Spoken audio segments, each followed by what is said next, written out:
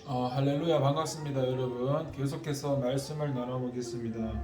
야고보서 2장 23절 말씀입니다. 이에 성경에 이른바 아브라함이 하나님을 믿으니 이것을 의로 여기셨다는 말씀이 이루어졌고 그는 하나님의 벗이라 칭함을 받았나니. 아멘.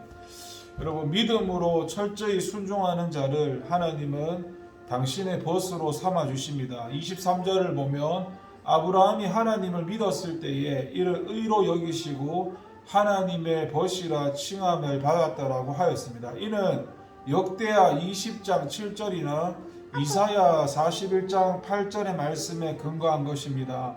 그런데 이곳에는 단지 간략하게 아브라함이 하나님의 벗이라 칭함 받았다는 표현만 있는데 비해서 본서의 저자 야고보는 좀 더 구체적으로 아브라함이 하나님의 벗으로 칭함 받은 그때가 아들 이삭을 바쳤을 때라고 밝히고 있습니다. 곧 아브라함이 아들 이삭까지 바치는 순종을 보임으로써 더 이상 그의 믿음이 의문의 여지도 없을 만큼 분명해지자 하나님께서도 그를 친구로 삼는 은혜를 베풀어 주셨다는 것입니다. 그래서 하나님 앞에서 단지 티끌에 불과했던 아브라함은 그의 철저한 믿음과 순종으로 하나님의 벗이라 칭함을 받는 영광을 누리게 된 것입니다. 하지만 하나님의 친구요 벗이라는 말씀이 구체적으로 무엇을 뜻하는지는 가늠하기가 쉽지 않습니다.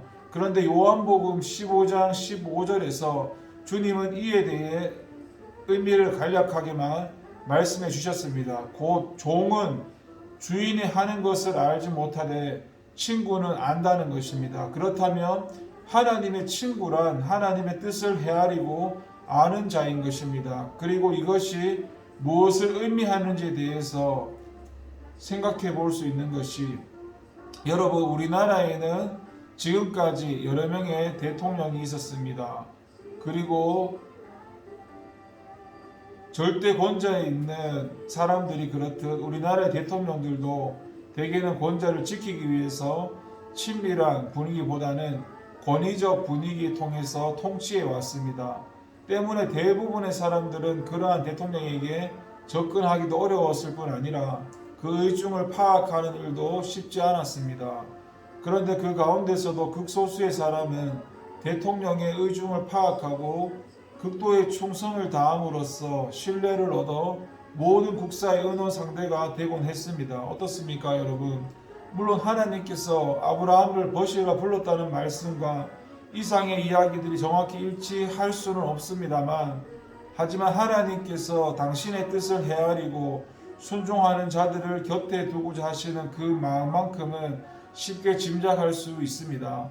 그런데 놀랍게도 하나님께서는 그 대상을 어떤 천사도 아닌 바로 낮고 천한 우리 성도들로 지목하셨다는 사실입니다. 그리고 그 요건은 하나, 곧 철저한 믿음과 완전한 순종뿐입니다.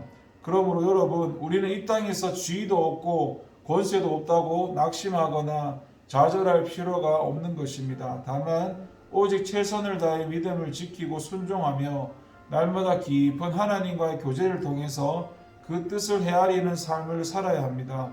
그래서 장차 새롭게 열릴 천국에서 아브라함과 같이 하나님의 벗이라 칭함을 받아서 그가 누리는 동일한 권세 영광을 누리는 저와 여러분 되기를 소망하며 기도하겠습니다. 기도합니다. 하나님 아버지, 감사드립니다. 하나님의 말씀대로 살게 하옵소서. 예수님의 이름으로 기도합니다. 아멘. 감사합니다.